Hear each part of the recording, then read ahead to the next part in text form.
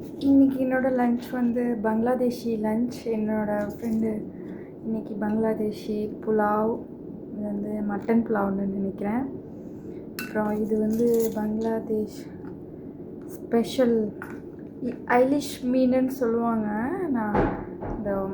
நானும் ரீல்ஸ் அதில் தான் கேள்விப்பட்டிருக்கேன், நான் சாப்பிட்டதில்ல. நான் எதார்த்தமாக அவங்க பங்களாதேஷ் அப்படின்னோட பேசிகிட்டு இருக்கும்போது உங்கள் ஊரில் இதான ஃபேமஸ் அப்படின்னு கேட்டப்போ, ஆமாம் நல்லாயிருக்கும், நான் ஒரு நாள் உங்களுக்கு செஞ்சு எடுத்துகிட்டு வரேன்னு சொன்னாங்க. இன்றைக்கி கொண்டு வந்திருக்காங்க.